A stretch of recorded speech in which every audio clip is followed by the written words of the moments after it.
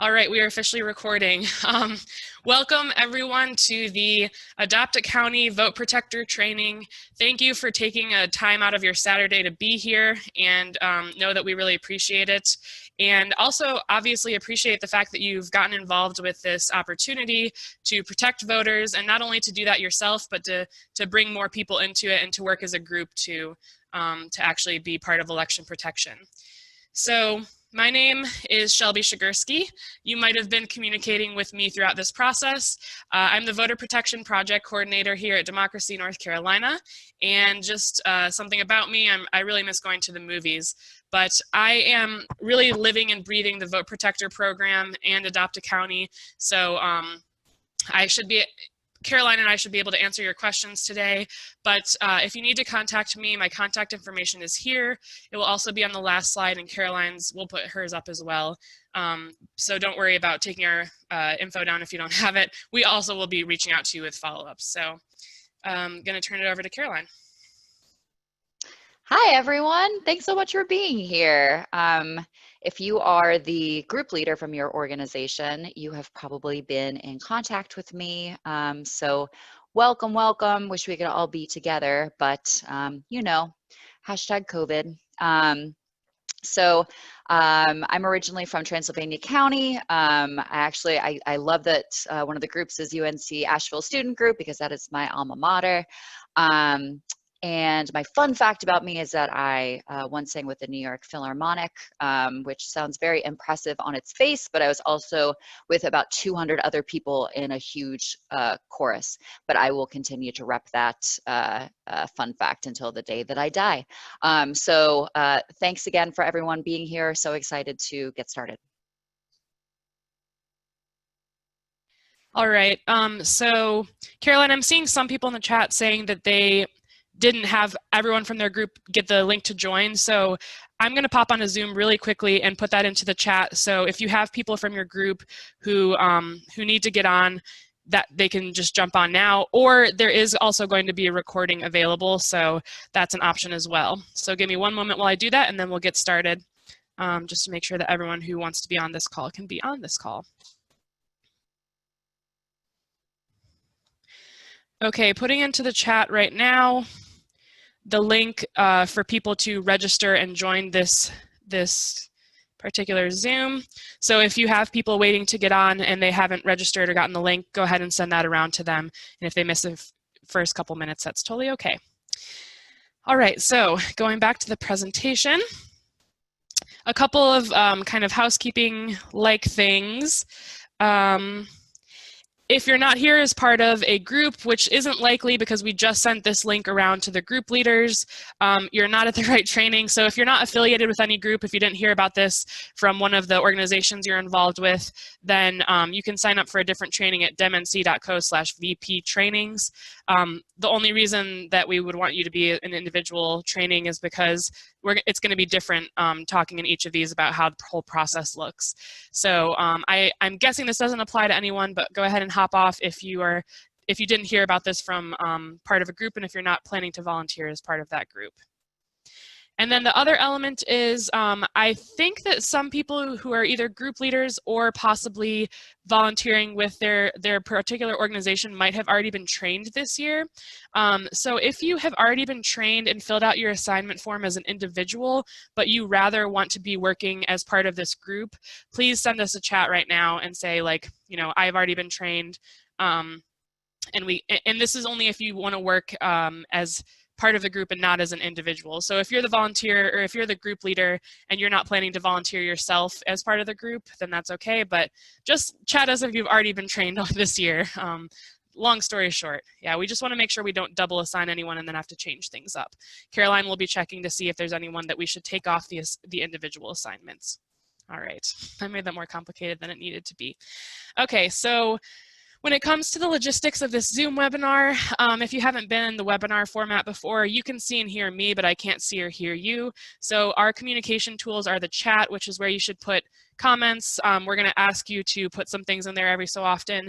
But if you have actual questions, please put them in the Q&A at the bottom of your screen.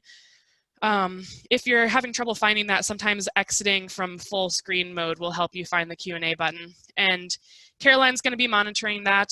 And just a flag, unless you make it private, I believe all participants will be able to see your questions. So just know that.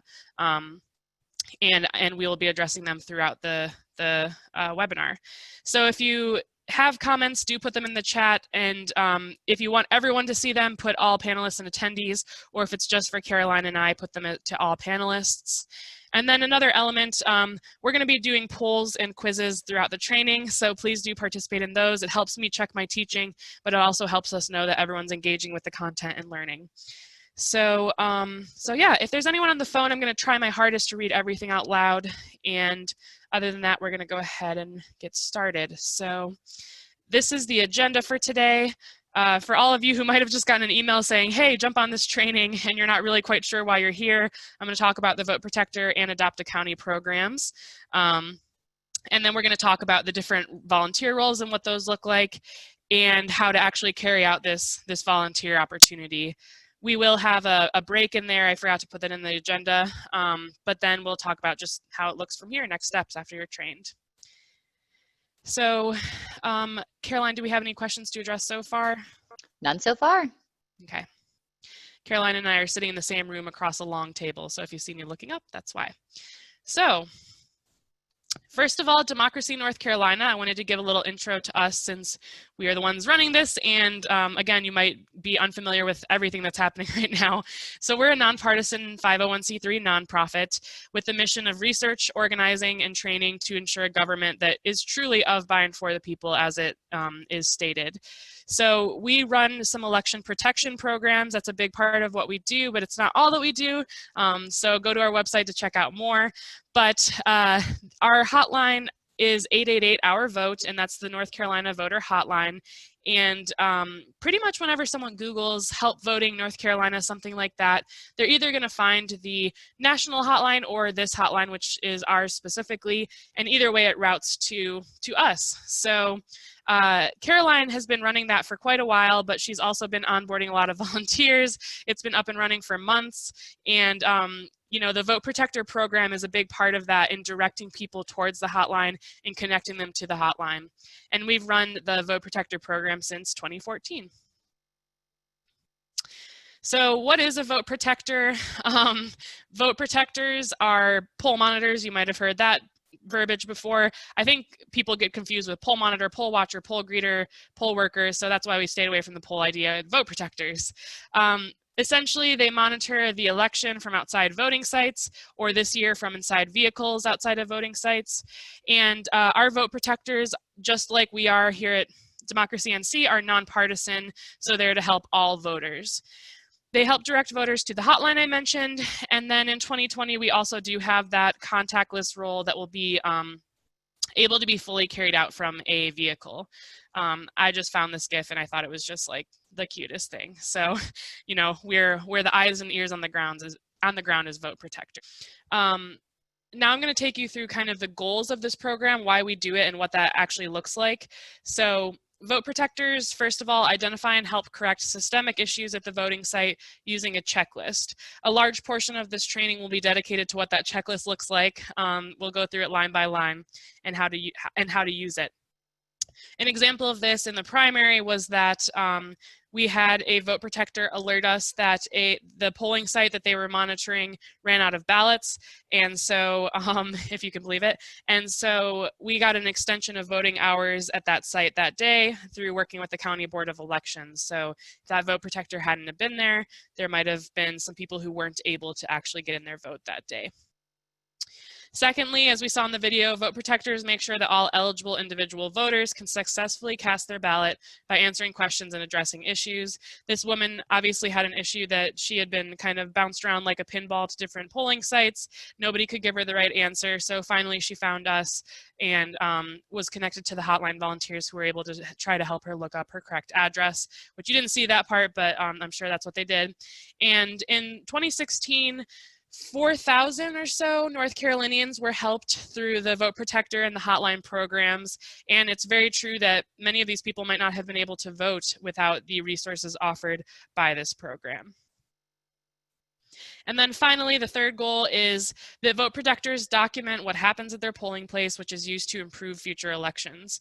Truly, the stories you collect, the trends you help us find, all of that goes into our advocacy efforts for fighting for better voting sites, better voting legislation, that kind of thing. So this truly is an impactful volunteer opportunity, because what you're finding and what you're contributing to is going to go on to make larger changes in North Carolina, which is really amazing. So some requirements to be a vote protector: we are not providing transportation from Democracy North Carolina.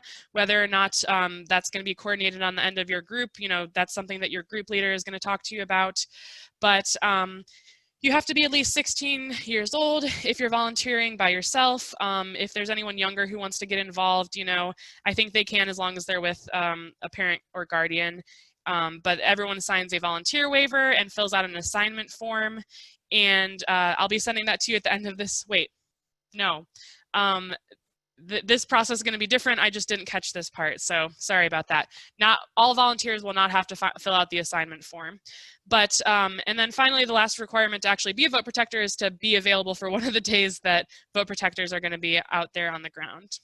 Yeah, just to hop in. So I've been working with the group leaders. I have each group has received the county in which they'll be working in, and our data team is going to work to get both early voting sites and election day polling places, and I will be sending that information out to group leaders in the coming days. Yeah, if you can believe it, we finally just got the list of election day polling places on Friday after begging for it for weeks. So that's why this process takes a while, is because not everything's set up ahead of time. So what is Adopt a County? We like to re-grant a lot of what we have here at Democracy NC to grassroots groups who are actually in the communities to do this election protection work. So your organization has committed to, quote unquote, adopting a North Carolina county. I really like that kind of description of it. And what that means is you ensure a vote protector presence on 3 days during the election. So the 3 action days, as I've been calling them, are Thursday, October 15th, Saturday, October 31st, and Election Day itself, Tuesday, November 3rd.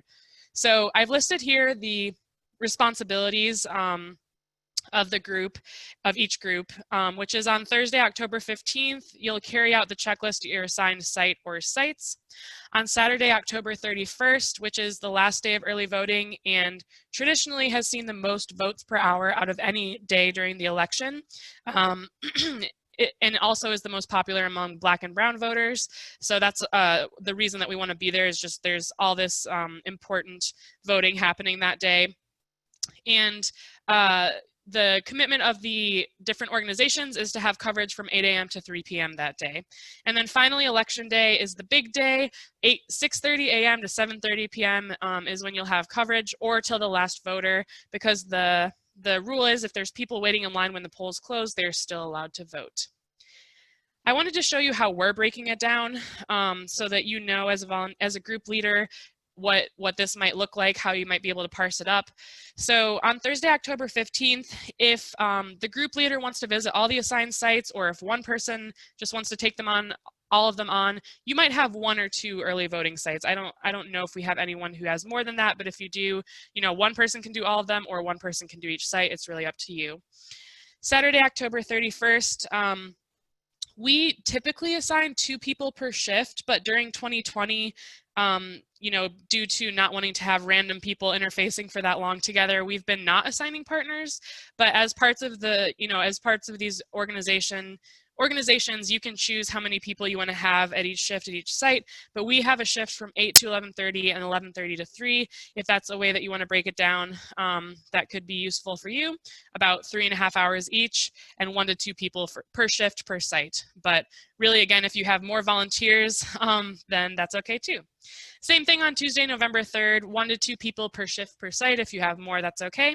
And the shifts that we're doing that day are approximately 6:30 to 11, 11 to 3:30, and then 3 to last voter. So that could be a way that you break it down so that you don't have people standing out there all day.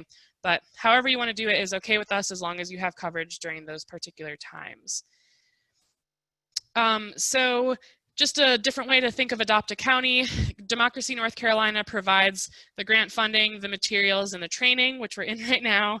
And then all these community organizations that are here are providing volunteer recruitment and volunteer management, which is a really large and appreciated lift. And this is all obviously for the goal of protecting voters.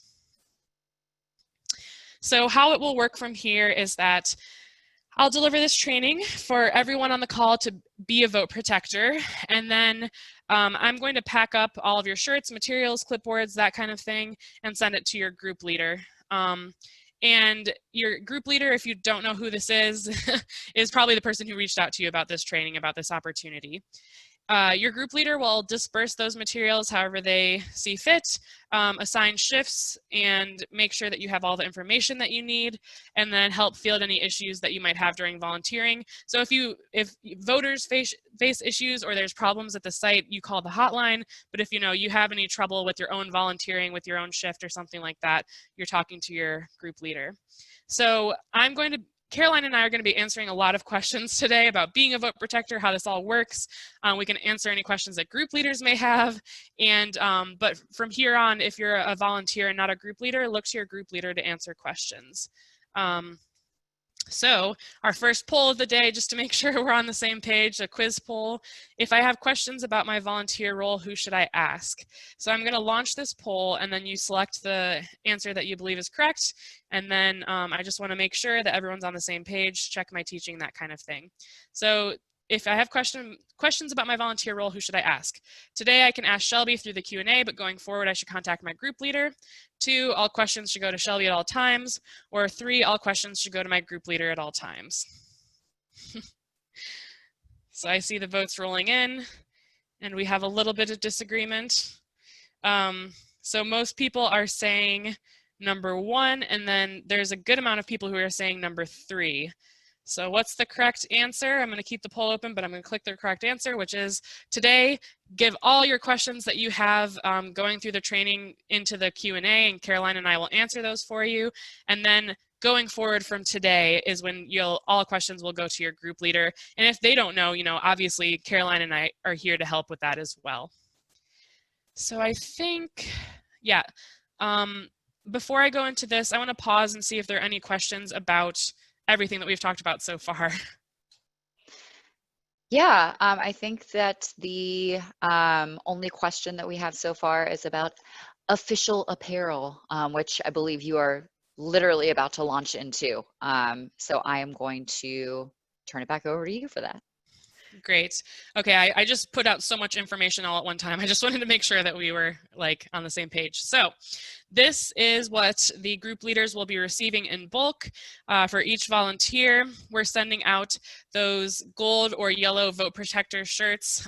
If you have one from the past, the group leader can let us know that in their assignment form, most likely, but just let us know how many t-shirts you'll need. You should have already received a form with the number of t-shirts and sizes, but Caroline will also follow up with us with that after the training. And so you're going to receive the t-shirt and a cool car magnet. I really enjoy mine. And a clipboard with all your materials on it, a mask, and a couple of individual hand sanitizers. We're also sending out wallet cards, which are a wallet size card that has information about voting as well as calling the hotline.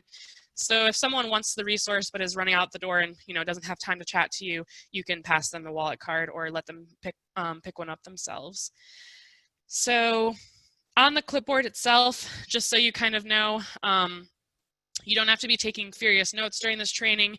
A lot of this information will be boiled down and included on your clipboard so you can reference back to it.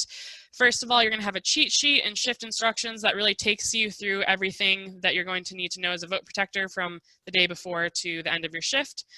Contact information for the hotline and the VP helpline, which is me, but on the day of volunteering, if you have some issues with your volunteering itself, you should probably call your group leader before you give me a call. So, so group leaders, make sure that everyone has your phone number for the days that people are going to be on the ground. And then talking to voters step by step, we're going to go through this as well. And then this whole entire program circulates around the voting site checklist and the incident report. So we're going to learn in this training how to use those as well. For answering voter questions, you're going to have a voter FAQ and then a provisional voting FAQ, which tells you all about what provisional voting is, who can do it, that kind of thing. So during 2020, we have 2 volunteer roles. Traditionally, we've only had 1, so that's why this is new if you've done this before. We have the traditional role and the roving role. So I'm going to take you through what each of those look like. So before we do that, I want you to kind of know which role your group leader chose for the group before we go into this, so you can pay better attention to that particular piece. So group leaders, please put into the chat to all panelists and attendees so all of your group can see which organization you're with, and then which role, traditional or roving, you signed up for. For example, NAACP Alamance County, roving role. So if you're wondering which, if you're in a group and you're wondering which role that your group leader chose, they're going to be putting it into the chat right now.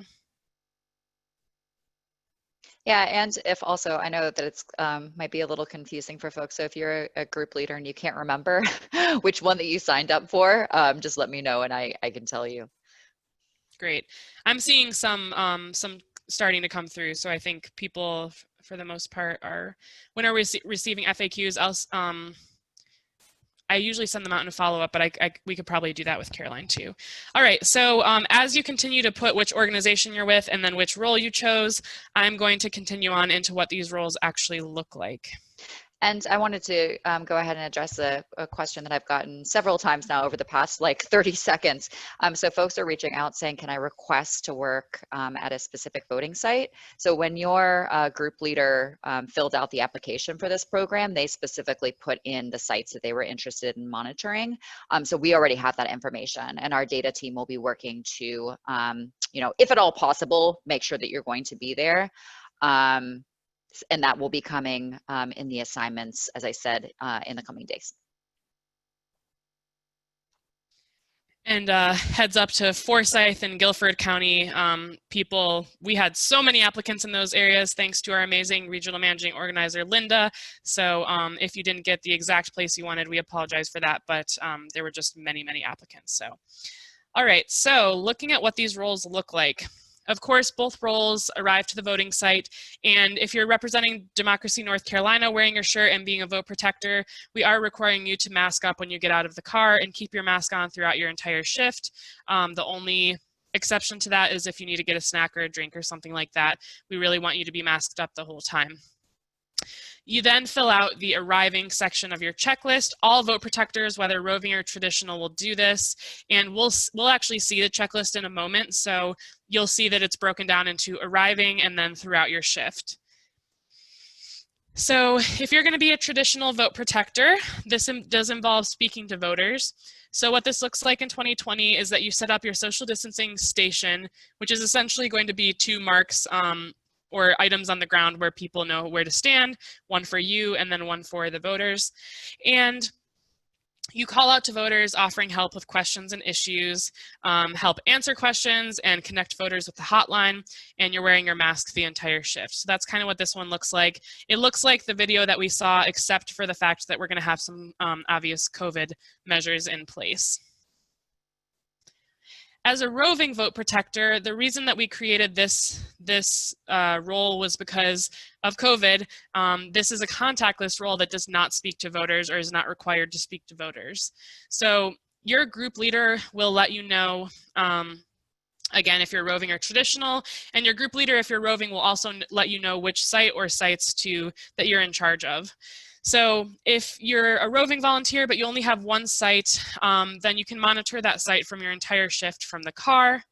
If you're assigned multiple sites, so if your group leader says, hey, can you take on these 2 sites during this 4-hour shift, then we just ask that you split your time pretty much evenly amongst them, factoring in travel time. And if you're getting out of the car, you must also wear a mask. So just bring your mask along with you. You can wear your own mask. You can wear the masks that we provide. But either way, make sure you are masked up. So a quick question to check that we're all on the same page. Are roving vote protectors required to speak to voters? I'm going to launch that poll right now. And sorry, I didn't close the other one before. That was my fault. Okay. So are roving vote protectors required to speak to voters? Great. It's looking like we're all pretty much on the same page,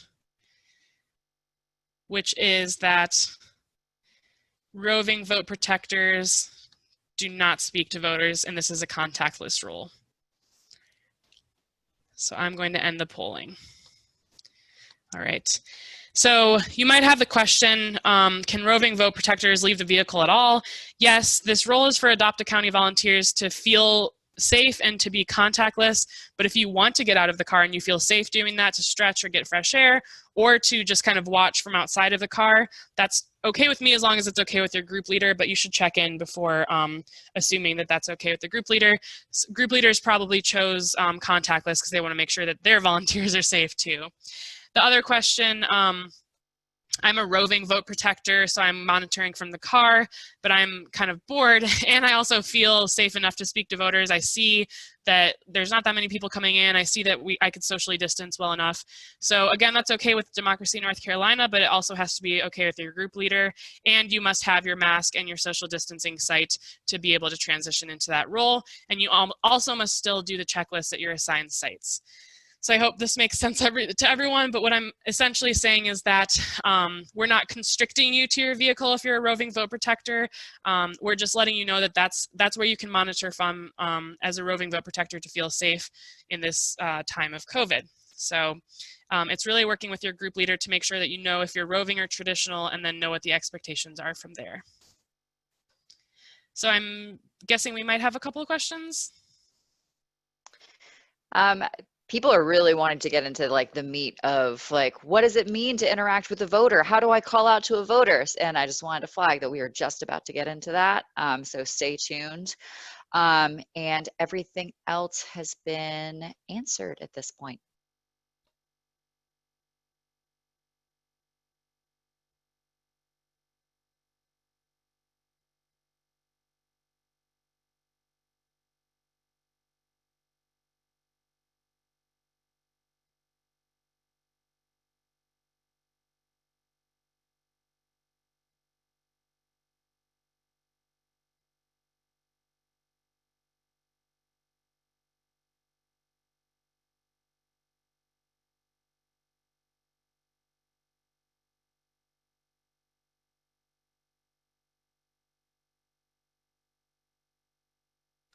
Sorry, I haven't done that before. All right, so the vote protector roles: to watch and document, to assist voters. We're going to go through each of those in detail, and then the vote protector priorities are pretty much at any given time when I'm about to make some sort of decision, what should I be thinking of? The first is to stay safe, to keep yourself safe. If you have a partner, to keep them safe. And to keep yourself healthy as well. And staying nonpartisan is also very important because this is a nonpartisan poll monitor program. We're here to help all voters, and we're not, supporting one candidate over another, that kind of thing. So we're going to go through each one of these in detail and what these each look like.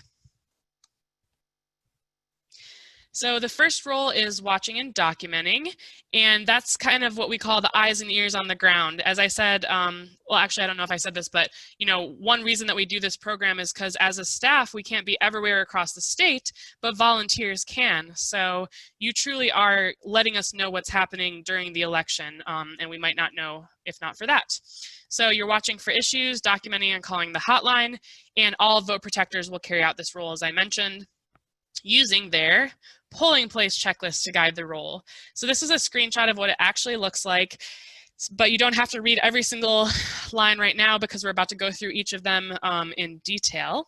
What I do want you to see here is that there's two sections. One is arriving and one is during your shift. So the arriving section are kind of some static elements that you can check for right when you arrive, whereas the rest of them are the things that you are actually monitoring for throughout your shift.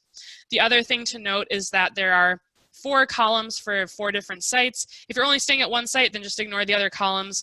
We did this for roving vote protectors to be able to use the same checklist as traditional vote protectors and save some paper. So that's what I wanted to point out here, and we're going to go through each one of these individually, as I said. So your volunteering really begins when you're traveling to the voting site.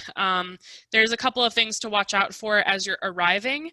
So if you feel like you can safely do that, then go ahead and do it. Or if you need to arrive to the voting site and then walk back around and check these things out, that's okay too. But we're looking for, this is the first thing on your checklist, are there barriers such as construction, road closures, traffic, accidents, making the voting site hard to find or access?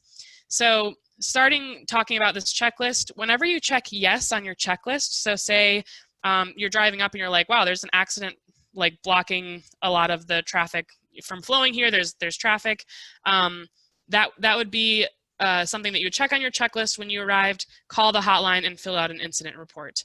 So anytime you check yes on your checklist, you call the hotline and fill out an incident report as well. Secondly, is there public transportation within 2 blocks or seeing distance of the polling place? This is probably the only thing on the checklist that you wouldn't call the hotline about. And the reason for this is that this is already a voting site, it's already happening. There's not much we can do about it that day, but we can take this information into future advocacy, as I mentioned, and let the county know, hey, this was not an accessible voting site, so let's think about changing this in the future so that more people are able to access it more easily. So you've checked for those 2 things as you're arriving, or you've parked and then walked around looking to see if any of those were applicable. And so now here are those static elements that I mentioned that you kind of just check for right when you arrive. First is a sign identifying the building as a voting site prominently displayed. You know, sandwich boards, signs. Essentially, is it easy to see where the voting entrance and the building are?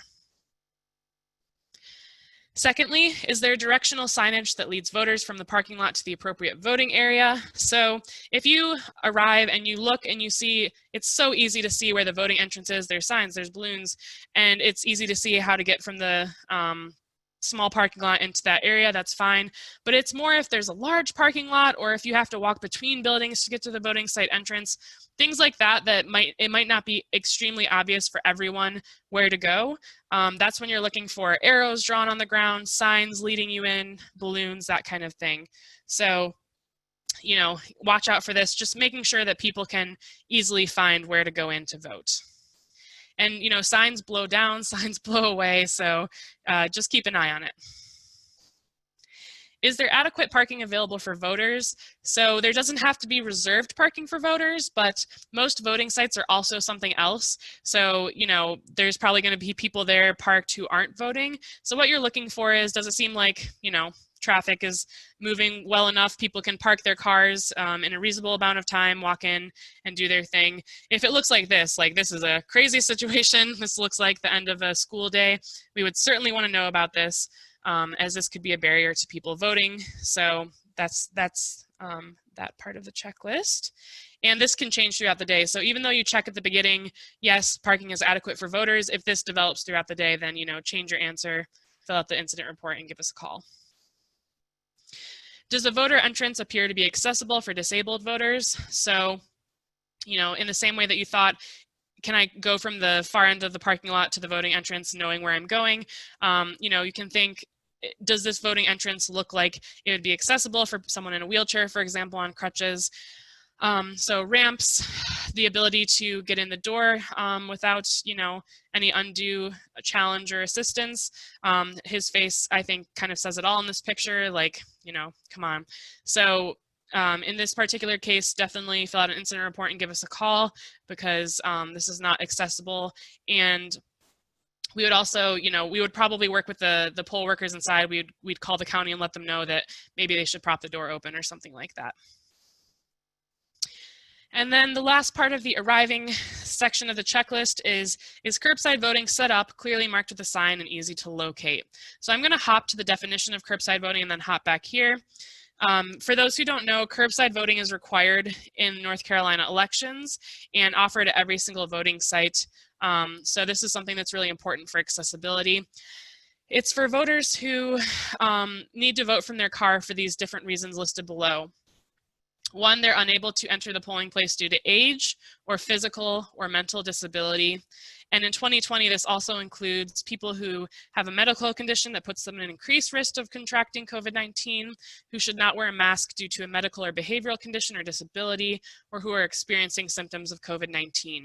So it's up to the voter themselves when they come in their car to sign an affidavit that the attendant will offer them, saying, yes, one of these things applies to me, and then they'll get their ballot and be able to vote from the car. So when you are filling out the arriving section of your checklist, the question here is essentially, is curbside voting up and running? Is it easy to find? In this particular case, big old sign, big tent, an attendant waiting there. So I would say that this is pretty clear where to go for curbside voting. So I wanted to see if we had any questions about those in particular. Yeah, one question we had, so someone asked if my group is roving, are we going to multiple sites? And the answer is yes.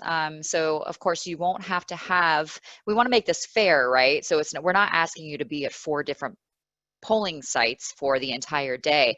You'll be roving between those sites during your shift, and you'll receive an assignment of those voting sites, so you will know well in advance where you're supposed to be, and know, just again, that you don't have to have group members at all. The most number of sites we would assign is 4.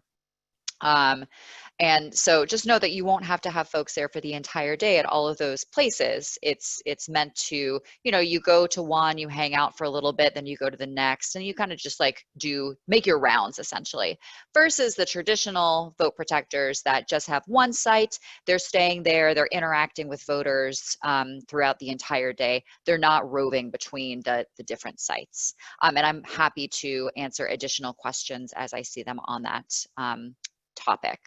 Everything else, I think that we have addressed or will address later on in the training. So I will just go ahead and kick it back to you, Shelby.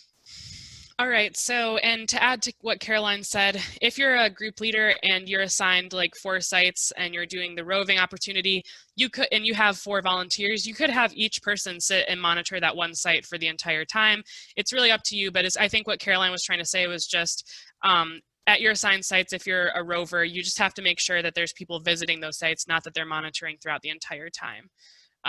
It just really depends on how many volunteers that you have who are willing to get into this. So we're going to continue on looking at watching and documenting and the checklist. So these are things that you don't mark yes or no right when you arrive, but rather you watch for them throughout your shift.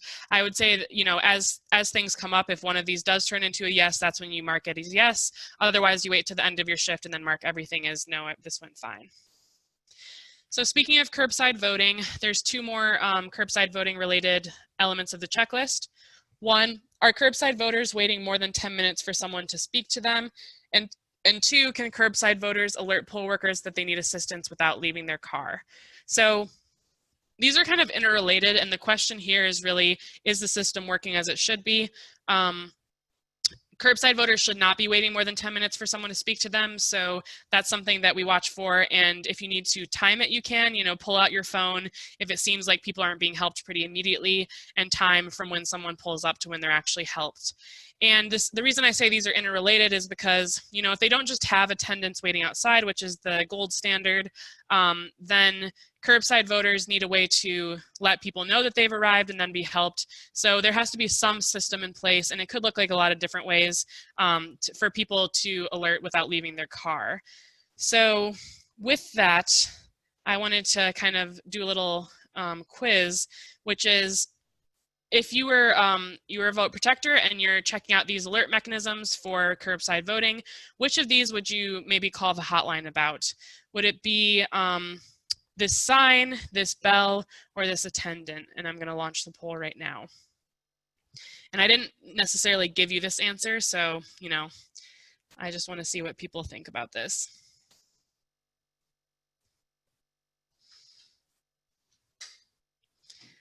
All right, people are starting to vote. So I think there's something to be said for each of these, but I would call the hotline pretty immediately with the bell, number 2, because it looks like it's not next to any sort of parking spot. So this looks like it's on the sidewalk where someone would have to get out of their car and go ring the bell. So this is really not a good thing because that defeats the whole purpose of curbside voting. I'm going to end the polling. So this is something that I'd call immediately and say, hey, this is not accessible. This is not following the rules. A good amount of people chose number 1 and 3. So if you have a reason for that, go ahead and, put it in the chat, share what you were thinking.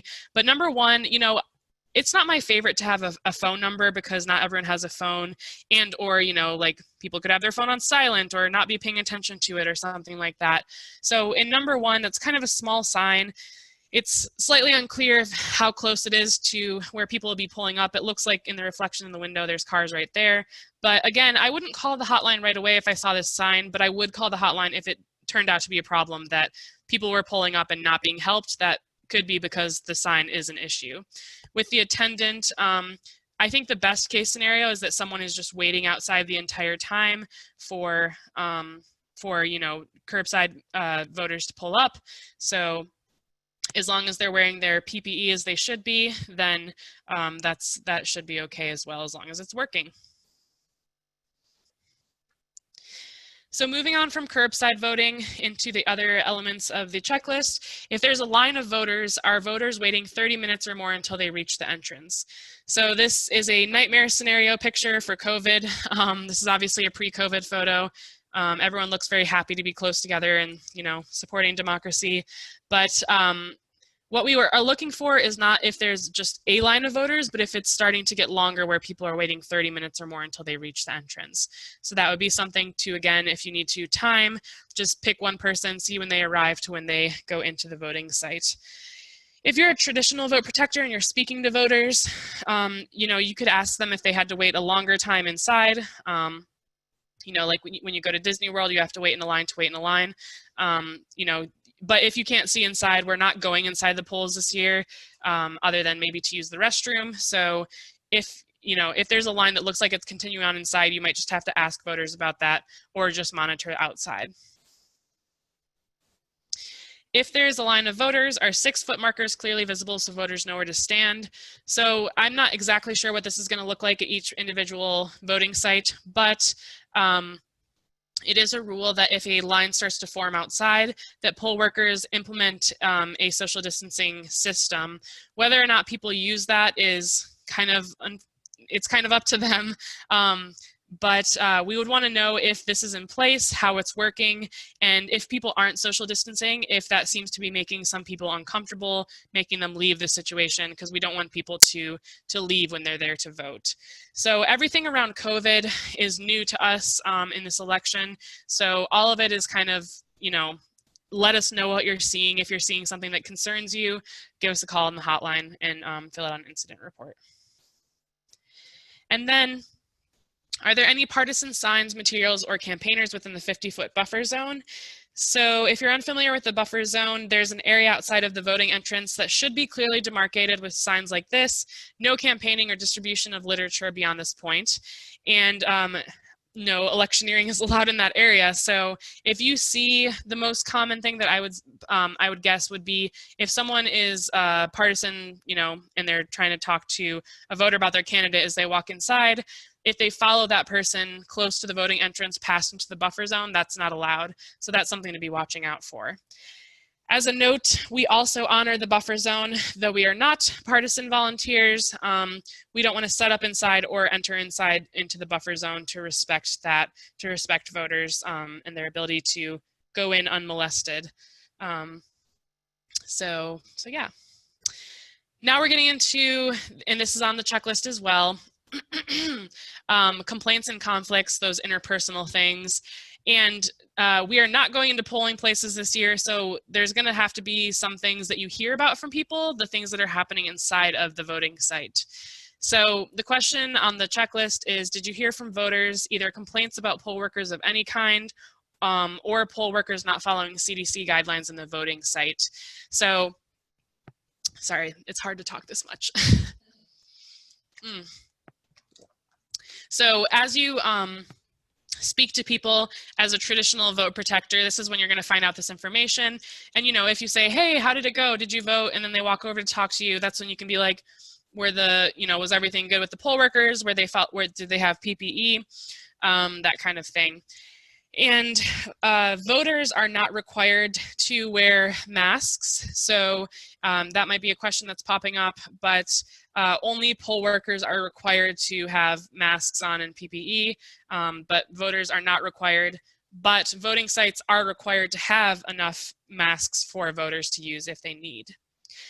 The second thing that you might either see yourself or hear about from someone else are a voter being challenged by another voter, so any sort of conflict, people getting within each other 6 feet unwantedly. This isn't on the checklist, but you know, again, if it seems like people are making others uncomfortable and those others are leaving and saying, I'm just going to come back and vote another day, that's something we want to know about. And then voter intimidation. Sorry, I didn't mean to laugh. It's just there's always a lot of questions in this section. So voter intimidation can look and feel like a lot of different things, but here are some of the voter intimidation that might come through. It's not super common to come up against this as a vote protector, but we just want to have everyone be prepared in the case that it does come up.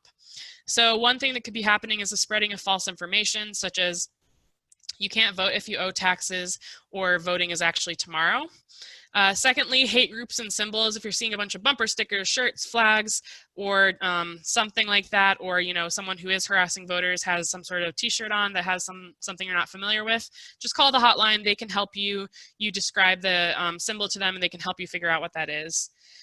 Any threatening presence, so someone who's not waiting in line to vote but is hanging around, seems threatening, that kind of thing. So that's one of those more you got to feel it out situations. And then if people are actually being aggressive or shouting at each other, or questioning voter qualifications, such as in this photo or in this picture, you're not a citizen, he's screaming, that's something that is intimidating to voters or can be intimidating to voters. So if there's any presence of police or security guards, private contractors, that kind of thing, this is all something we would want to know about because this can be intimidating to some voters. So, fill out an incident report, give us a call, and let us know.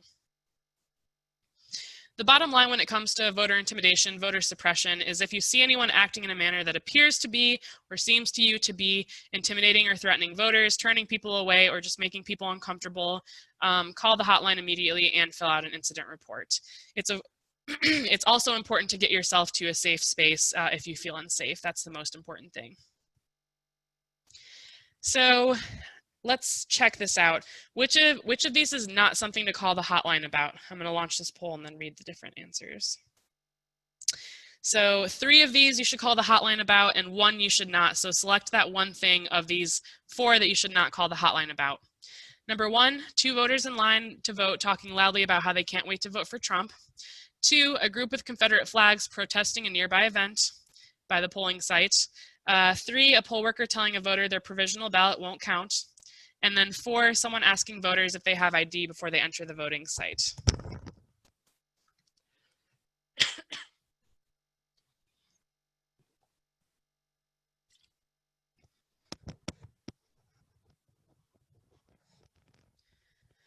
All right, I think that there's some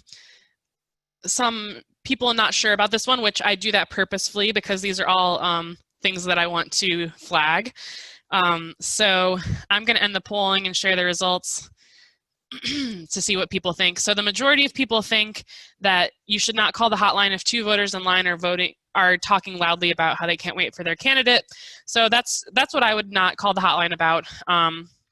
Because if people are just excited about their candidate, they're not, intimidating other people, they're not yelling at other people, then that's their prerogative. But all these others are things that have happened in the past and things that would be considered voter suppression, and I'll go through each one. So we actually had during the primary, at a voting site in a connected building, there was something else going on, like another event that was being protested by a group with Confederate flags flying. And so, you know, though they were not there to intimidate voters necessarily, that was the end result. So that was something that was flagged and taken, and you know, we had a call to the hotline, and that would certainly be something we would want to know about, whether there's Confederate flags or not. If there's people protesting, that's something we want to know about. Secondly, a poll worker telling a voter their provisional ballot won't count. So if you, I'm not going to go too much into what provisional voting is, but essentially one of the biggest things that might happen is if someone's at the wrong polling place and can't or doesn't want to make it to the right polling place on election day, they have the right to fill out a provisional ballot. And the poll worker has to offer that. They should be trained to offer that. And if they're not, then that's something that could be suppressing the vote. And also the poll worker has no way of knowing that a provisional ballot will or won't count in entirety or partially. So if they're dissuading people from voting provisionally, that's not okay either. And then finally, North Carolina does not require photo ID to vote. That's been back and forth for years, but people are not required to show ID to vote. So if someone, even if they look official, is sitting outside and asking people if they have ID before they go in, that is, whether it's meant to be or not, that is voter suppression as well. All right.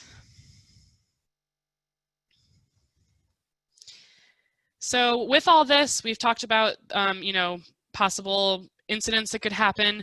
The number one priority, as I mentioned, is to keep yourself safe. So within that, don't confront or antagonize anyone. As a vote protector, you are a documentarian, and you're kind of like the person who climbs up into the bell tower to ring the bell when something's going wrong. You do that by calling the hotline. You don't do that by confronting or antagonizing anyone. You know, if you're not deeply trained in de-escalation and that kind of thing, then you are most likely just going to be adding fuel to the fire and adding to the situation rather than de-escalating or solving the situation by confronting or antagonizing anyone.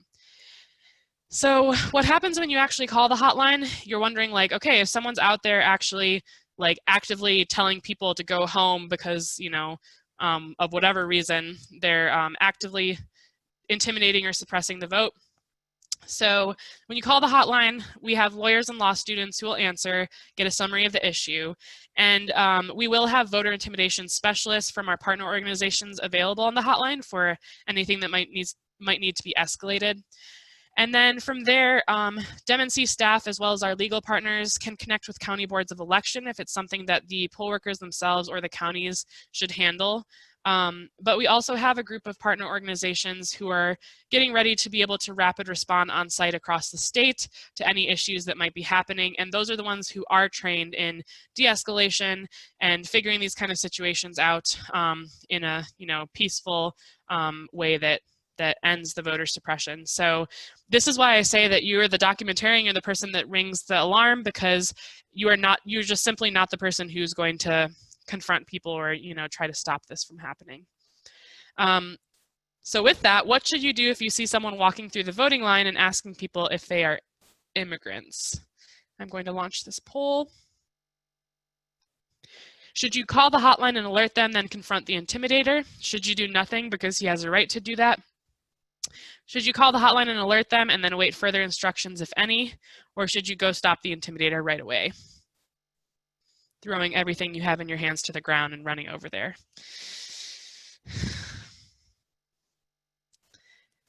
All right, the votes are rolling in, and this happens in every training. Most everyone is getting the right answer, but I think other people are saying what they want to do, which is stopping the intimidator. But I have to say that as a representative of Democracy North Carolina, and with me being your second level volunteer coordinator, I really have to say I do not want you to confront anyone. I don't want you to get hurt. I don't want a call coming in that one of the vote protector volunteers, you know, has caused some sort of situation. So the correct answer here is call the hotline and await further instructions, if any. And part of that is if you really feel unsafe, getting yourself to the right situation, or to a safe situation. Sorry about that. So if you were someone who chose number 1 or number 4, like do some thinking every time that you're about to make a decision about whether this is going to keep you safe. That also includes sometimes we get the question, should I film if something's going on? Again, think your top line concern is keeping yourself safe. So if filming or taking pictures of something, brings you in as a target, then don't do that. So we're going to have a quick break of 7 minutes, but we wanted to pause first and see if there were questions. Yes, questions have been rolling in. Although I have to say that y'all are a lot more chill. I think that it's just a Saturday vibe, as opposed to people just asking such specific questions during the week. We get a lot of highly, highly specific questions. So one thing that Jean asked, do we need to take pictures of incidents? So again, if you see an incident at a voting site, you should stop and call the hotline. If you feel safe, of course. If there's an incident happening at a voting site and it's making you feel unsafe, you should get out of there. And then call the hotline. But when you do call the hotline, if it would be beneficial to have a picture or video footage, the person on the hotline will ask you to take that if you feel comfortable. So it really will just be a case-by-case basis. And if you're there and you haven't talked to the hotline yet, but you're like, ooh, I really think that this is an incident that I need to video, with like all of the YouTube videos that are, in the press these days, you want to be one of those people who's taking a video of an incident. I would just ask you to think about like what happens if you've ever been in an incident and someone immediately pulls out a phone and starts videoing. What happens? Where does the focus go? The focus suddenly goes from it's not so much between the two people who are having the incident. Suddenly you are now involved in the incident. You are a party to this incident and they might come after you. So just know that, again, safety is your number one priority, and to call the hotline. If someone, if a polling place refuses someone curbside voting, should we ask about this or call it into the hotline? I don't know how you would find out about that, because you won't be, approaching curbside voters. If someone were to get out of their car and come up to you and say, hey, I was just denied curbside voting and I have a valid reason, yes, you should absolutely call the hotline about that. And also know that it's not your responsibility to be an election law expert and know whether or not they were eligible to vote. Just call the hotline and we'll be able to figure that out. Someone asked, as a traditional vote protector, are we allowed to put together things like childcare, snacks, drinks, etc. for voting sites that have long lines? That's such a nice offer. It was an anonymous attendee, so I can't shout you out, but that's so nice.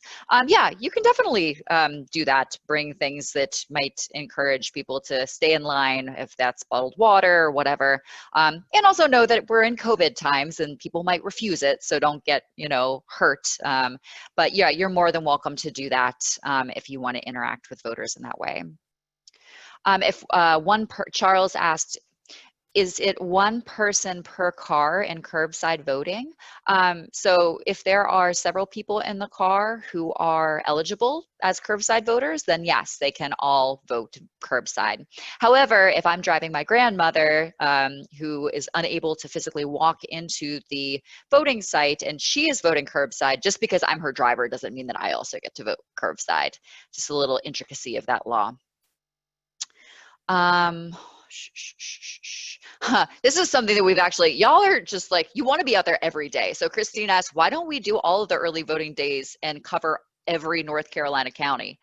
I really wish we could do that. We're running with a pretty small staff trying to put this all together, and being able to do 3 days of action, which is something we've never done before. We've done,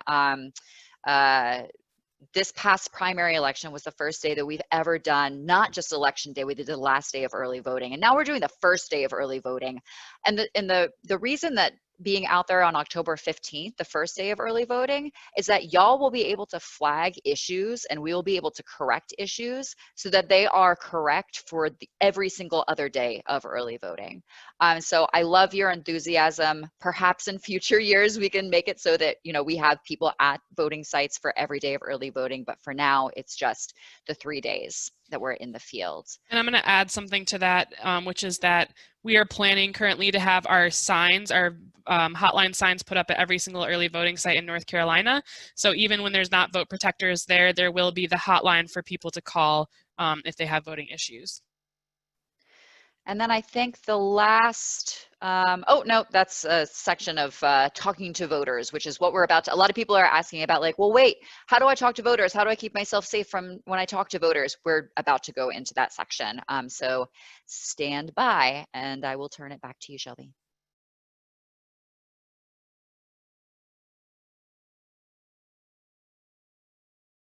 So diving back into it, the last kind of big important chunk of information I want to go through is talking to voters, helping and connecting.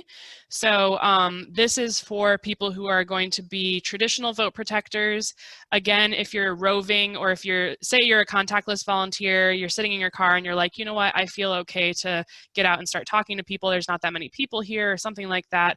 That's your prerogative.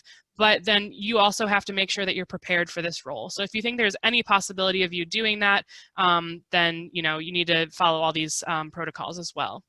So in this role, you set up your social distancing site before you speak to anyone, and then you answer voter questions that are on your FAQ. All other questions get directed to the hotline. And you might help address voter issues. Again, you're a documentarian, so the main thing you're going to do is fill out the incident report and call the hotline and have them help you solve the issue. I've seen some questions too about when to call the hotline, when to fill out an incident report. Essentially, on your entire checklist, whenever you check something off as yes, you call the hotline and fill out an incident report. We just like err on the side of calling us. We want to know what's happening on the ground, even if you're not quite sure it's something we would want to know about. And with this, your number one priority, keeping yourself safe at all times. That's what you're always thinking about. So the rule for that is to wear a mask and social distance. I already mentioned that you have to wear a mask as soon as you get out of the car the entire time. The only, time that maybe you could take your mask off for a moment was to get a drink or eat a snack. But even no matter how you feel about the mask and how you feel about it, wearing it in that particular moment, even if no one's around, imagine someone is approaching and knows who you are and wants to ask you a question, but they see you without the mask, then that's one less voter you might help if they feel uncomfortable going to talk to you. When it comes to social distancing, we are requiring traditional vote protectors to have a little setup or a social distancing site that I've mentioned a couple of times. And this is something that we can't provide because we're mailing stuff this year. So you have to bring something from home to set this up.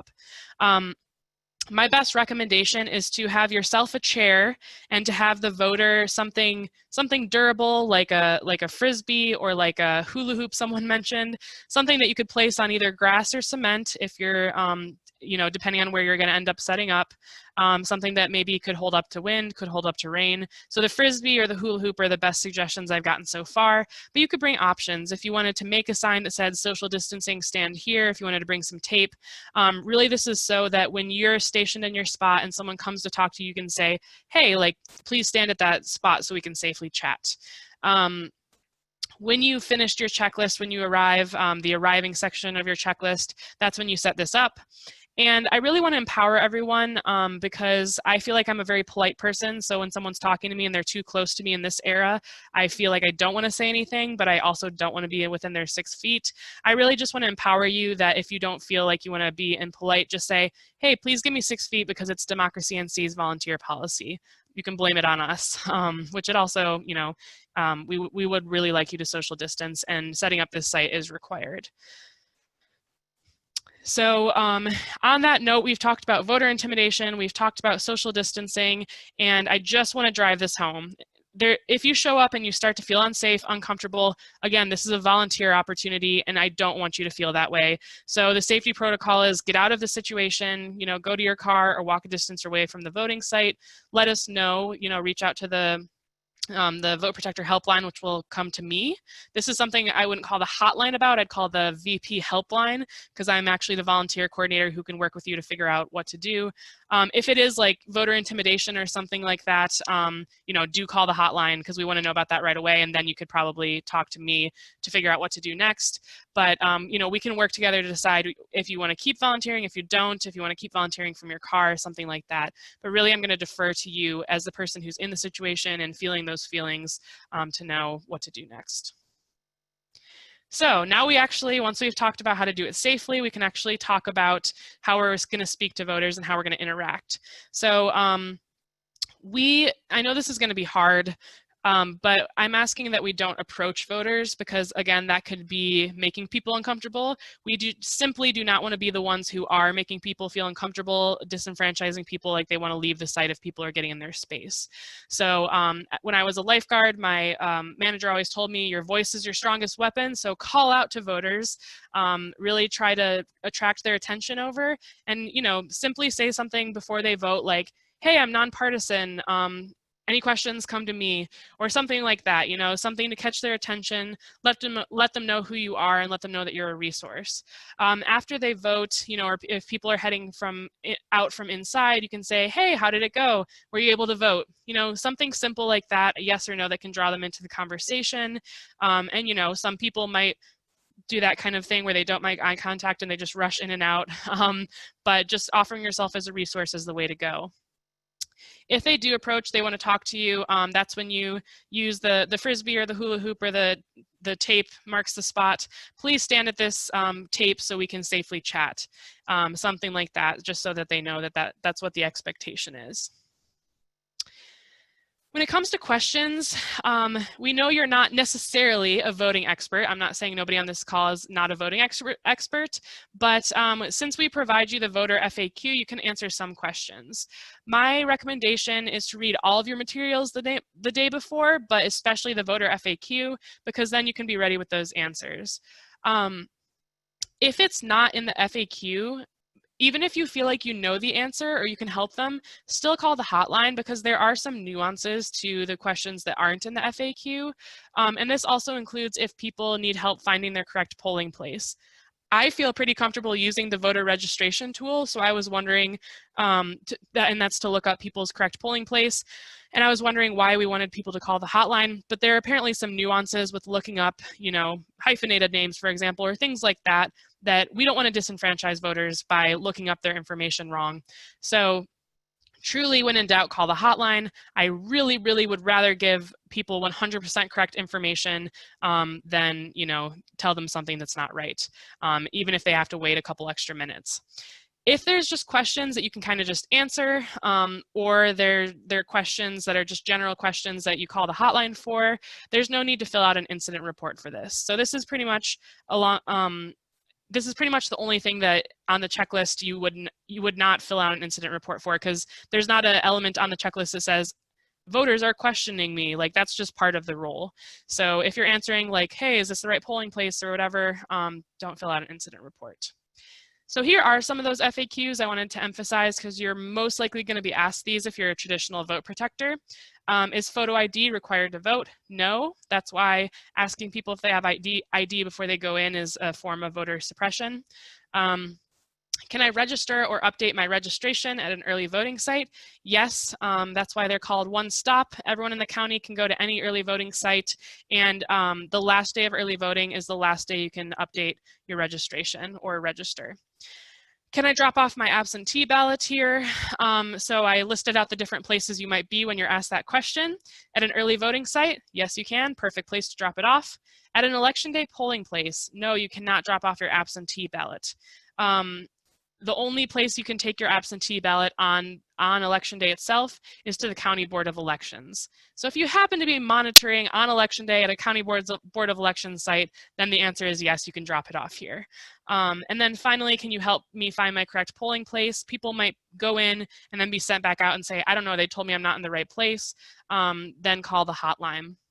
You're probably going to see more of this in some places where it's a new polling place, or the old one is gone, or they've switched it up to be in a bigger spot for COVID.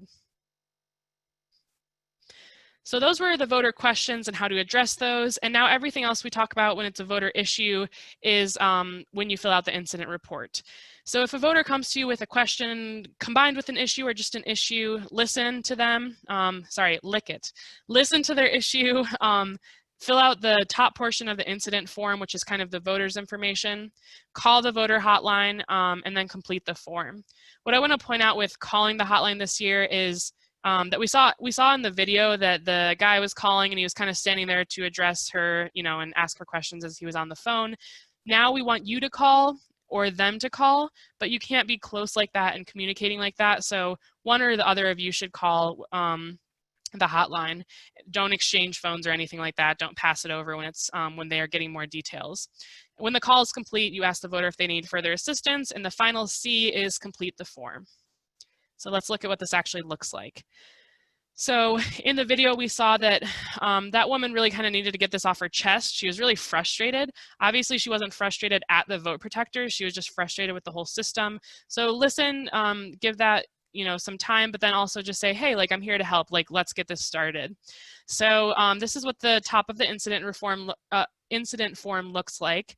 You fill out the voter's name, phone number, county of residence, and whether they were able to vote and whether it was provisional. If you can't get this person's information, that's okay. We really do want to get it though. But if they don't want to give you any of this, then that's fine. Just fill out the rest of the incident report. When it comes to the voter's race or ethnicity, please don't guess. Please ask them, what race or ethnicity do you identify with? And if they ask, like, why do you need to know? This is kind of that trends in data that we talked about before that we use to inform future advocacy. So if there's one particular group that's being disproportionately affected by some sort of issue, that's when we can kind of, formulate that data. So it literally tells you on the sheet, once you fill out this information, call the hotline if you haven't been able to answer their question. Or handle the issue.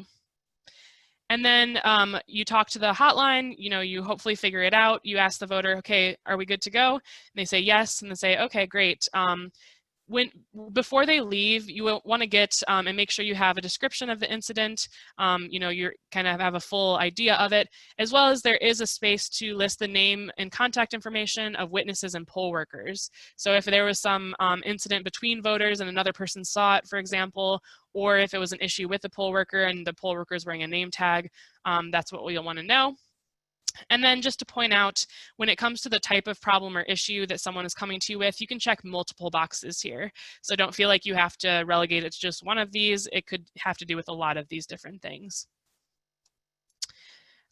So the bottom line with the incident report is fill out an incident report and call the hotline whenever you have to mark yes on your checklist. So everything's there on the checklist, the complaints, the lines, the curbside voting, those are all things that are considered an incident, something that are outside of the norm or outside of the rules. That's when we want you to fill out your incident report, call the hotline, and mark it on your checklist. So we're getting close to the end, so stay with me here. I just want to talk a little bit about staying nonpartisan, what that means. What it means is you do not show any preference for or support in any way a political candidate or party. So you don't discuss candidates or parties with anyone as a vote protector, and you help all voters regardless of political affiliation. That's what it means to be a nonpartisan vote protector. And you must remain nonpartisan during your shift because you're a representative of Democracy in North Carolina. As a 501c3 nonprofit, we are also required to be nonpartisan, and you're part of that. So while you're wearing your yellow shirt or while you're on your shift, you are representing us and you must remain nonpartisan. Some tips for doing this: no partisan buttons, hats, etc. Stand apart from partisan volunteers and don't chat. Take off your yellow t-shirt if you engage in any partisan activity before or after shift. So if you're going to go volunteer with one of the parties, or if you're going to go vote, it's not like of the very, very utmost importance if you're going to vote that you take off your yellow shirt, but definitely if you're going to go, like be a partisan volunteer or something like that, you can't be doing that while wearing Democracy North Carolina's shirt. So layers, I think, is the name of the game. Maybe a normal shirt, then your jacket, and then the large t-shirt that you might order a couple sizes up. That might be a good thing to do for November weather. And if people are coming up to you railing against or for a candidate, just say, hey, I'm nonpartisan, just here to help everyone. Or just do what those guys did in the video and just say, okay, and then just say something else, you know, don't address it. So just one more kind of comprehension. Which one of these would be considered partisan and hence not something you should do? So which of these would you say you should not do? 1, helping a Republican voter find the right polling place. 2, casually chatting to a Democrat poll greeter about how much you wish Bernie got the nom. Or 3, calling the voter hotline if someone in a Trump or Biden hat is blocking voters from entering the polling place. And luckily, it looks like I was able to drive the point home. We're here to help all voters, so it's not number 1. If someone's blocking people from going into the polling place, that's clear intimidation. So it's really, you know, when I was a partisan poll greeter during the primaries, I talked to people around me. I talked to the curbside attendants. But as a nonpartisan person, you just really kind of don't want to be associated with the partisan groups. For a couple of reasons, but one is, imagine if you're walking past and you see that the partisan groups are set up and then in the vote protector set up right there with them, you might just kind of assume that they're all together, that they're all trying to give you some sort of literature. So that's on top of the fact that you want to remain nonpartisan. You also don't want to be setting up in the same area, if possible, as the partisan volunteers. So you were officially trained, we did it. And so this is what the next steps are going to look like. And we have some information in here for both group leaders and group members. So let's all stay engaged till the end. Firstly, materials. Group leaders, I'm going to be sending out materials starting this Monday. So that's why it's really important that you let us know the number of t-shirts you need and volunteer t-shirt sizes. If we don't get that information from you, we're probably just going to send you all like 2XLs or something like that. Just know that that will happen. It just, we're so close to October 15th that we want to get into the mail as soon as possible. Caroline will resend this form, or she already has, right after the training to groups who have not filled it out. Caroline, do you have anything to add to this element or gone to the next? Nope. Yeah, I will. So it's up to group leaders to collect t-shirt sizes from all of their members. And then I will send a follow-up email after this training so that you can get that information to me by Sunday night. So tomorrow night, just because we will start sending packages starting on Monday morning so that y'all can have all of your materials in time for first day on the ground, which is going to be a week from this coming Thursday. So we're really getting there. So yeah, you'll get that email from me coming soon, group leaders. And I'm going to send it in like a box. There's an envelope here, but it's going to be a lot of information or a lot of stuff. So expect a larger package. So when it comes to getting your assignment, the group leader will receive their voting site assignment at least 1 week before each day of action. We're getting together the early voting sites and we'll send them. Caroline said she'll be sending them out in the next couple of days, but it's just the election day ones that we're still working on. So you might get them in a staggered fashion is what we're saying. And then group leaders will give Caroline names and phone numbers of volunteers who will be on the ground during each day of action. So that will be a form that Caroline will send to you. And then you'll go ahead and just fill that out for us so that we have all that information. Is that right, Caroline? Yeah. So the way that it'll work is, as I said, when group leaders filled out their application, they specifically said what county they want to work in and then listed any voting sites if they, wanted to be at a specific site. So about a week before each day of action, so the 3 days of action being October 15th, October 31st, and November 3rd, you will receive an email from me with your assignment. So it'll say, okay, for this action day, you will be assigned here. And then I will ask you for information, specifically who from your group will be at these voting sites on this day, just because we need that information so we can text them if anything comes up. So a really good example of this is actually Adopt a County for this last primary election in March, there was a significant problem that occurred at a voting site in Bertie County. And we had Adopt a County folks who we were able to immediately call and say, hey, what's going on at that voting site? So it's really important for us to have that contact information and know who's going to be there so we can reach out to them if we hear about a problem and have to resolve it in real time. So group leaders will, once they have the information of the assignments and that kind of thing, you'll be coordinating with your volunteers to get them their materials, which days they're going to be volunteering, which role, and where they're assigned. So, you know, once you have your assignments as a group leader, that's when you start to figure out who wants to go where, who wants to be partnered up, you know, that kind of thing. Step 3, the day before, gather your supplies, read through materials, make sure you know where you're going, especially if you're going to multiple sites, what the best route would be to go, and charge your cell phone. And then on the day of, I can't emphasize enough to wake up and look at the weather forecast because this is an outside job, so many things could be happening during October and November when it comes to weather.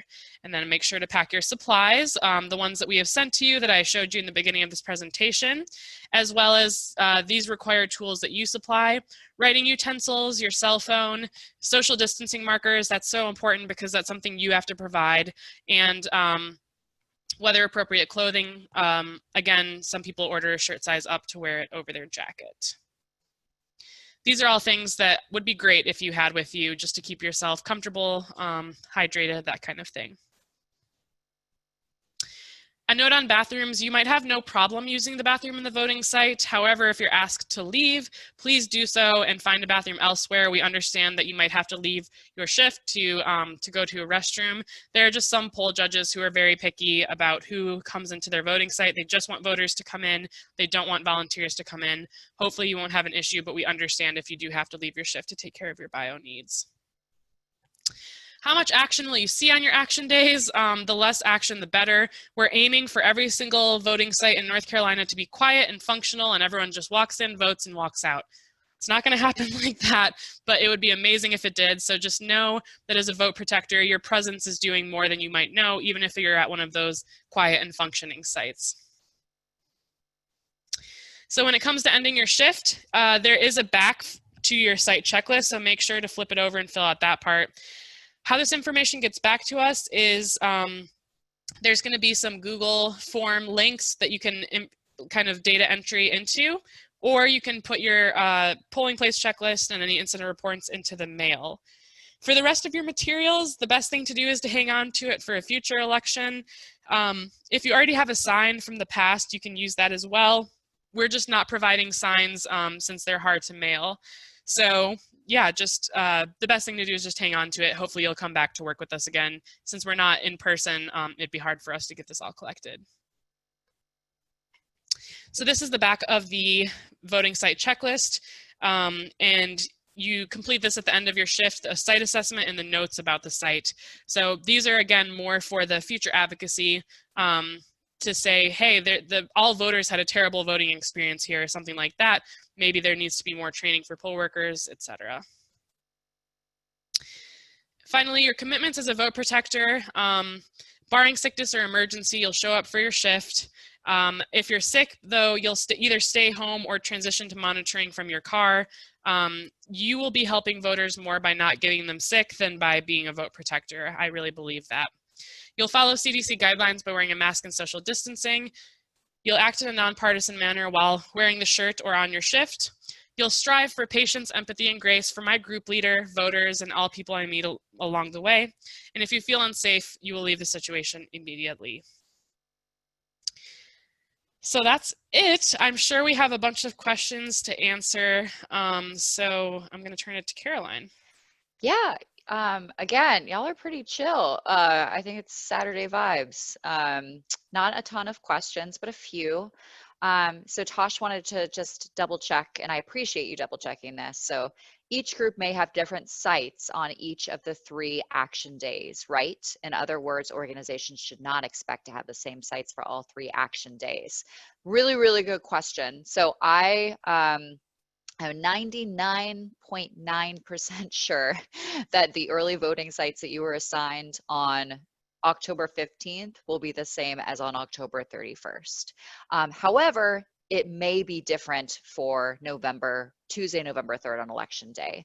And that's because, on election day, you have to vote in your own precinct, and there are just many, many, many, many more election day polling places. Some election day polling places will be a former early voting site, but I would expect that you will have a different site to go to on election day. Let me see who else asked questions. Oh, what do we use the grant money we were awarded for? Ariel, anything you want. You can use it for anything you want. So I'll just leave that to your discretion. Thanks for the answer or the question. Someone asked a question about signs. So we're not giving out, so folks who have participated in this program before may be familiar with these huge signs that we give you. And one of the things that we ask you to do when you go to the voting site is to stake your sign outside of the voting site. We're not doing that this year because normally this training would be held in person and I'd be seeing all of you right now and I would be giving you your physical materials at this point. We're not able to do this. We have to mail everything because of COVID. So because of that, we have made it so that we are going to have signs at every early voting site in the entire state. So you don't have to worry about signs. Y'all are not on sign duty. You will have a car magnet instead that you will put on your car that says the exact same information. And you'll also have your t-shirt. Everyone will get a t-shirt that you should wear that will have the hotline number and identify you as a vote protector, which is another question that I got. Our election judges, do they know that we're going to be out here? Yes. So I've already contacted every single county board of elections office in the entire state to let them know that we will have vote protectors at many early voting sites and election day polling places in their counties. They know to reach out to me if there are any issues. And that, you're nonpartisan and you're easily identified by your bright yellow shirt. So more than just another reason for you to wear the shirt. When will we receive our grant money? Another great question. So we are going to cut checks, I believe, 7 to 10 days after we get everything back from you that we need, which basically is a Google form that you'll fill out just saying who from your group was at the different voting sites. It's very, very easy final report that you'll submit. And then 2, by submitting your incident report forms and polling place checklist that every person in your group collected during their shift. They can either mail those to Democracy North Carolina's office, or you can expedite the process. I will send you a Google form, one for the voting site checklist, one for incident reports, and you can go and just data enter the information yourself. Completely up to you in terms of what you want to do. Great question. And if you have any specific, nitty gritty questions about grants and when things will be happening, shoot me an email, caroline@democracync.org. I'd be happy to answer any of those questions. One person Henry asked, what is our course of action if a non-certified poll watcher enters and insists on staying to monitor? So poll watchers are actually partisan and they go inside of the voting enclosure. So we actually won't really be able to monitor and know who is going and serving as a poll watcher. If there are other people who are poll monitoring along with you, know that that's their right to be a poll monitor. Of course, if they're doing anything that could be interpreted as being intimidating to voters or a threatening presence, please do call the hotline at that point. that answers all of those questions. Oh, someone asked, can I wear my fraternity's hat? Yes, definitely. If you have anything that's nonpartisan, please don't wear anything that is partisan that says your chosen candidate. That's not okay. But anything that identifies you as being with your fraternity or what other group that you're out here with, yeah, pins, hats, scarves, whatever, go crazy. All good. What do you do if someone asks you who they should vote for? Very, very good question. So you can just say, hey, I'm nonpartisan, nonpartisan vote protector. We don't give out information about candidates. You could always say, you know, there are a bunch of people, you know, partisan folks who would love the opportunity to tell you about their candidates, but I am not the person to do that. And you can say, you know, most certainly there will be people hanging out at the voting site that you can point them in the direction to, but we don't give out any information about candidates. Ronald asked, can you restate the scenario about police at the site? Yeah, so this is complicated. So just because there is a police presence at a voting site might not be a bad thing. Like it's not up to you to decide whether or not police should be there or not.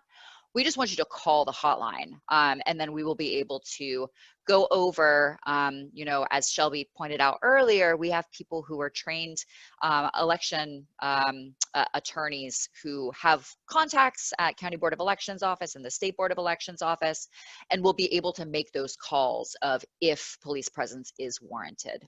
So please do call the hotline. And Christina just asked a very similar question. So yes, call the hotline if you see a law enforcement at voting sites. Oh, Michael said, I have many, many signs. Put them out at every early voting site and most election day sites. Yeah, and if you have many, many sites, you're more than welcome to put them anywhere. Put them in your front yard, give them to friends, give them to neighbors, blanket the neighborhood. All the signs, if you've worked with us in previous years, say, questions about voting, call 888-RVOTE, and it's great promo. So like if you have extra signs, put them pretty much anywhere that you are allowed to. Question, Deborah, can the league give out their 411 info, which includes a voter guide, nonpartisan? Let me touch base with you about that. I don't want to give you an incorrect answer, Deborah. So if you wouldn't mind emailing me, caroline@democracync.org, we can check in on that. Let's see. Are you aware of any current voter suppression concerns that we should be aware of? No, no, I'm not. But with that being said, we do have voting suppression and experts who will be working with the hotline, and we will know, you know, if you identify something at a polling place, we will be able to respond correctly. So know that the people who are kind of behind the scenes will have that expertise, but really good question. What does an election judge do? That's a great question, Michael. So an election judge basically, so there are 3 election judges at every voting site, and then there's a chief election judge who is one of those 3 people. They basically call all the shots. The voting site is their kingdom, essentially. They work very closely with the County Board of Elections office. And normally, if we were during pre-COVID times, you would actually go in and introduce yourself to the chief election judge, which was something we've done in previous years to be like, hey, I'm outside talking to voters. I'll flag, you know, if anything comes up, I can come to you if there's a problem. And you've been able to, in the past, you would have been able to like have a relationship essentially and be able to troubleshoot and work with them. Unfortunately, we won't be able to do that. But know that they are in there, and they are kind of the people who are monitoring the poll workers who are actually doing the checking people in, taking them to the voting enclosure, all of those kind of pieces. They are monitoring and supervising the poll workers. I think that's it. Oh, do we check in with polling? Do we check in with anyone when we arrive? So again, we won't be going into voting sites and introducing ourselves to the election judge, just because we are in hashtag COVID 2020 times, and we do not want to spread our germs around.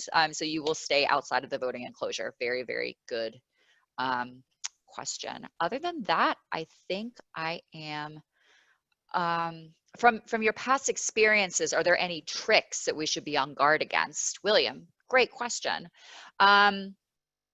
I think just if you're talking to voters, I think that the best thing that you can do is just be calm and friendly.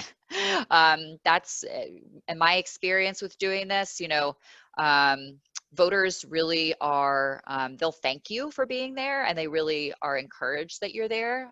So just letting them know that you are kind of just like a calming, friendly presence in an otherwise very highly tense election year. So just smile and be friendly, and call the hotline. That's the other trick. If you are ever in doubt about what you should be doing, call the hotline if there's a question about voting, or someone has a question about voting or registering to vote. Willie, great question. Can you explain again exactly what we are reporting as an incident? So if there's something, if you show up and a voting site is closed and it's 9 o'clock and you're like, ooh, this is not good, you should call the hotline, and then you should fill out an incident form. If someone comes up to you with a question and they're just like, hey,